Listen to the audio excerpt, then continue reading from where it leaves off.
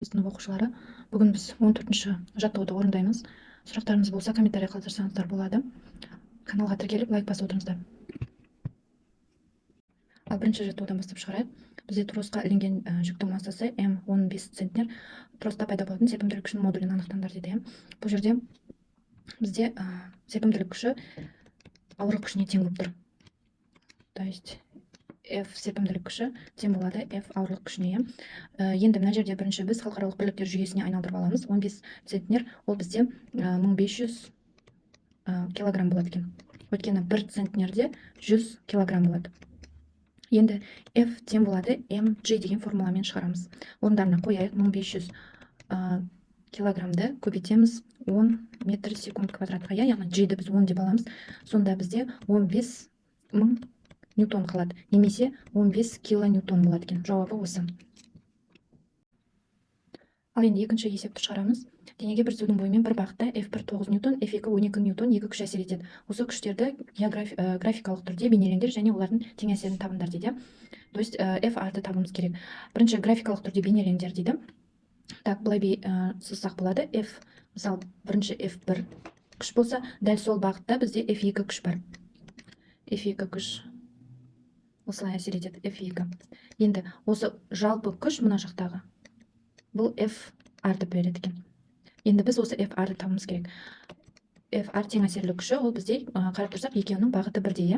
Бағыты бірдей болғандықтан F1-ді F2-ге қосамыз. Сонда F-ар тең болады 9 ньютон қосу 12 ньютон тең болады 21 ньютонға. Жауабы осы. Ал енді үшінші есеп шығарамыз. Қорапқа салынған массасы 20 килограмм жүкті тасымалдауға арналған таспаның бұрылу бұрышы 30 градус. То есть мына жер бізде 30 градус болады екен. Таспа жабынның үйкеліс коэффициентін анықтаңдар дейді. Осы бетте массасы 30 килограмм жүк тұра ала ма дейді. Бірінші біз күштерді сызып алайық. Бірінші мынау таспадан төменге қарай F ауырлық күші болады. Жоғарыға қарай N тірек күші және былай қарай F үйкеліс күші болады екен.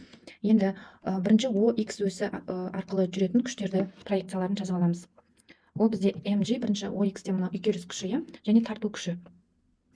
Сол үшін бізде mg синус альфа азайту F үйкеліс болады екен, тең 0-ге. Енді OY арқылы жазамыз. OY-те бізде қарап тұрсақ, тірек күші мен ауырлық күші. Ауырлық күші мына жерде градуспен тұр. Сол үшін Y үшін бізде косинус жазылады. Сонда N азайту mg косинус альфа жазылады, тең 0-ге. Енді осы жерден N-ді тауып аламыз. N-іміз mg косинус альфаны береді екен.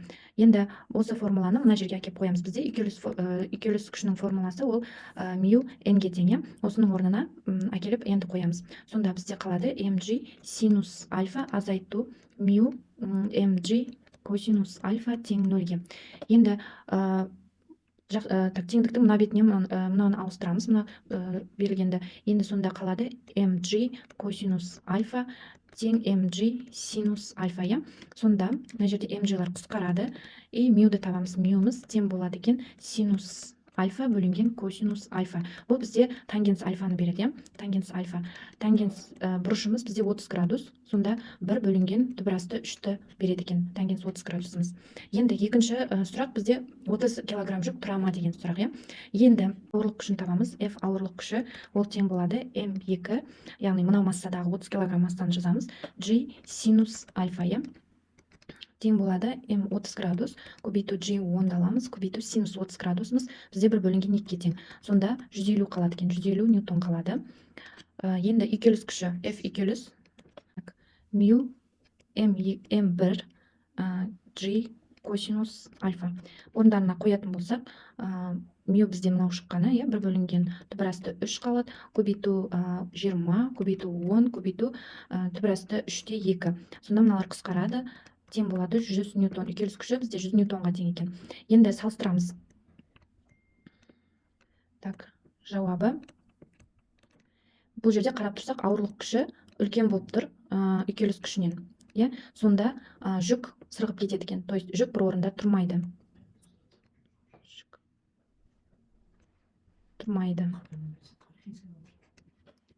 Жауабы осы. Ал енді үй жұмысының бірінші есебін шығарайық. Бізге ұзындығы L1 6 см, серіппе модулі F1 F1 50 ньютон күштің әсерінен дельта L яғни 4 миллиметрге ұзарады. Модулі F2 200 күш әсер еткен кезде серіппенің ұзаруын анықтаңдар дейді. L2-ні табуымыз керек. Так, бірінші бізде халықаралық бірліктер жүйесіне айналдырамыз. Сантиметрді метрге айналдырамыз. Ол бізде 6 көбейту, оның -2 дәрежесі метрге тең болады. Миллиметрді айналдырамыз метрге, оның -3 дәрежесі метрге тең болады екен. Енді шешуі, так, біз бірінші осы неден қаны табуымыз керек, қатаңдығы. Бұл жерде бір серіппе болғандықтан қатаңдықтары тең болады. Сонда F1 бөлінген дельта L мен табылады, L1 мен. Тең F1 бізде 50 ньютон. 50 ньютонды бөлеміз 4 көбейту, оның -3 дәрежесі метрге. Так, сонда осыны есептейтін болсақ, 12,5 көбейту, оның 3 дәрежесі болады екен, ньютон бөлінген метр. Так, бұл бізде қатаңдығы. Енді дельта L1-ді 2-ні табу үшін біз F2-ні К-ға бөледі екенбіз. Сонда F2 бізде 200 ньютон. 200 ньютонды бөлеміз 12,5 көбейту, оның 3 дәрежесіне. Ньютон бөлінген метр. Тең болады. Осыны калькулятормен есептесек, бізде 16 көбейту, оның -3 дәрежесі метр шығады. Так, енді мына жерде енді бізде дельта L 2 тең болады L2 азайту L1. Осыдан L2-ні табамыз. L2 тең болады L1 қосу дельта L2. Енді осыған мәндерін қойайық. L2 тең болады L1 бізде 6 көбейту, оның -2 дәрежесі метр. Қосамыз дельта L мынау 1,6 көбейту, оның -2 дәрежесі метр деп жазсақ болады. Мынаны 1,6 көбейту, оның -2 дәрежесі метр десек болады. Сонда бізде 7,6 көбейту, оның -2 дәрежесі, немесе бұл метрмен. Бұл метрмен, енді сантиметрмен жазсақ 7,6 сантиметр болады екен. Жауабы осы. Ал енді екінші есепті шығарайық. Бізге 4 күш берілген. Солға қарай 6 ньютон, 11 ньютон, ал оңға қарай 12 және 5 ньютон күштер. Бұл күштерді графикалық түрде бейнелеп, оның тең әсерлі күшін анықтаңдар дейді. Бізде тең әсерлі күш тең болады. Так, F1 плюс F2 азайту F3 қосу F4. Осының орындарына қоямыз. Так, FR тең болады. Так, 6 қосу 11 азайту 12 қосу 5 тең болады 0-ге. Өткен мына жерде 17 шығады, мынада 17 азайтылады, 0 болады екен. Енді графигін сызатын болсақ, бізде так, солға қарай дейді 6 ньютон, солға қарай былай жүреді. Былай бізде F1 күш болады. Так, одан кейін былай F2. Енді екінші бөлігі, так, мына жерге әсер ететін болса, бізде екінші бөлікте